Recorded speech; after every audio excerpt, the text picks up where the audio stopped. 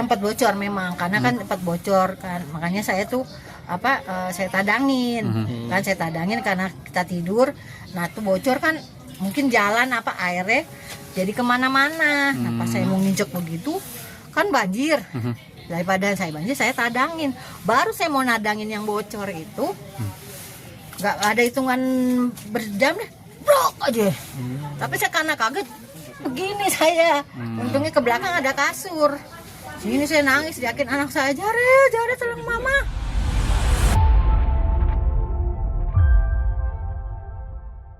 Seorang wanita bernama Nurmayanti, 53 tahun, ini menceritakan bagaimana atap rumahnya roboh pada saat hujan deras terjadi pada hari Kamis 22 Januari 2026 kemarin, di mana pada saat itu ia baru saja bangun dari tidurnya sekitar pukul 05.00 WIB, dan ketika ia turun dari kasurnya itu sudah merasakan ada air di lantai rumahnya, dan ia melihat atap rumahnya sudah bocor. Dan ketika akan menadangi dengan sebuah wadah, tiba-tiba dari arah belakang dan depan ini atap rumahnya ambruk dan menimpa kakinya.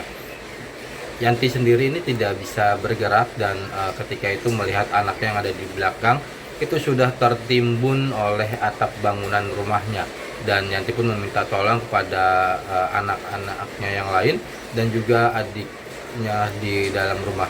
Dan tak lama warga pun ikut membantu untuk mengevakuasi anaknya bernama Raihan yang tertimbun dengan luka di bagian pelipis dan sempat dibawa ke puskesmas Kelurahan Matraman. Bu, bisa dijelaskan nggak Bu kronologi awalnya seperti apa sih Bu ini? Kronologisnya kan sekitar jam 5 anak saya bangun kan, minta kerja kan, yang paling gede, mah mau kerja. Yaudah saya bangun sama sholat subuh. Saya lihat ubin saya tuh deket kasur itu banjir, mungkin bekas ini kan anak saya tidur jadi kagak ke tadang-tadangan. Nah pas saya mau naruh buat tadangan banjir, yang bocor pluk aja. Jadi saya belum apa-apa. Jadi karena saya kaget, saya ke belakang begini, di ke belakang kasur. Saya nggak liatin anak saya lagi tidur apa-apa gitu. Pas saya lihat ini saya kan nangis kan, anak saya bangun tuh yang kecil. Ditolongin saya, anak saya yang itu saya nggak tahu. Udah ketutupan puing-puing. Pas saya lihat, anak Rehan, tolong, saya bilang gitu, dibersihin dulu si Rehannya, suruh pindah ke dalam ke kamar karena dia posisinya emang lagi sakit Pak, kan nggak kerja dia tuh, mah Rehan nggak kerja, ya udah tidur.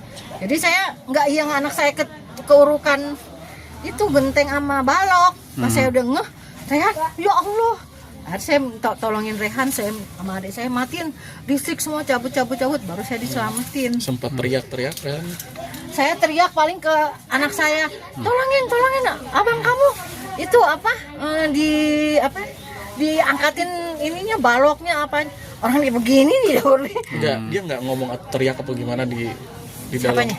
Enggak, anak saya yang itu diem, emang posisinya lagi sakit, lagi meriang, di begini. Sempat merintih kesakitan gitu. Enggak, makanya kan saya kaget kan, karena ketumpukan begitu, saya nggak ngeh kalau ada anak saya di tumpukan itu.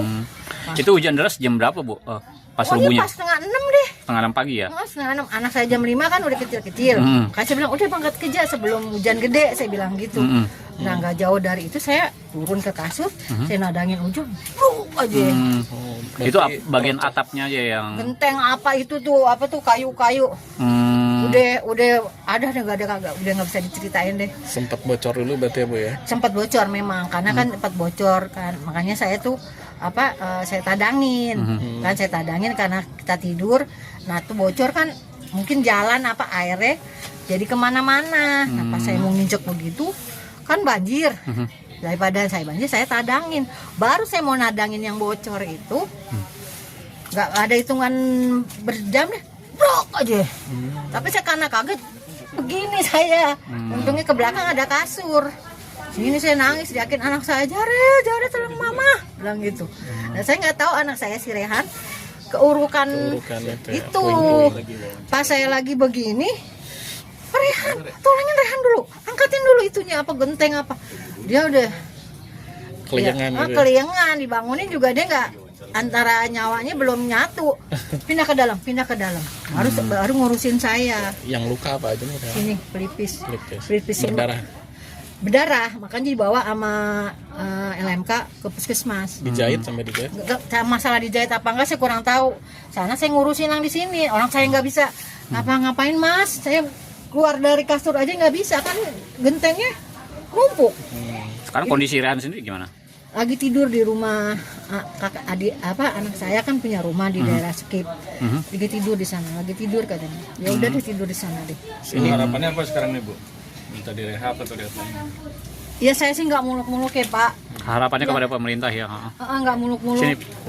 Ibaratnya ya kalau memang ada bedah rumah ya bedah rumah. Tapi saya yang penting ini dulu deh Pak, bisa berteduh dulu deh. Bisa berteduh, saya bisa nyaman gitu, nggak bocor lagi, nggak ini gitu doang nih Pak. Ibu ini pengalaman kali pertama Bu ya? Apanya tuh? Ini kejadian kayak gini, ambruk. Iya lah Pak. Oke. Hari pertama ini bener-bener, maka saya nggak kepikiran bakal jebol gitu. Tapi katanya ini emang rumah udah bangunan tua. Ini kan saya tinggal di sini aja udah 53 umur saya Pak, 53 tahun. Tahun berapa dibangun rumah kira-kira? Ya kurang tahu deh Pak. Mama saya umurnya udah 86. Bapak saya udah meninggal. Yang ada mama saya. Itu 86 tahun yang lalu lah. Iya Bu. Pak. Tapi sempat direnov cuma paling tadinya kan ini tanah Pak. Tanah terus direnov, terus diganti ubin. Nah itu namanya kan renov butuh biaya, jadi nyicil dulu. Yang penting nggak kehujanan, nggak kebocoran. Jadi kita ini lama-lama mungkin si asbes apa tuh itu kan kena hujan. Oh jadi atapnya tuh asbes ya Bu ya? Separuh asbes, separuh genteng. Oh tadi berarti yang yang roboh itu yang genteng. Karena katanya tadi tadangan baloknya itu nggak kuat, cuma gini doang, nggak ada si penyangga gini nih, nggak ada, jadi cuma begini gitu. Ini berarti ini rumah pribadi Ibu ya? Rumah mama saya. Rumah mama. Oke. Mama saya. Jangan lupa subscribe ya.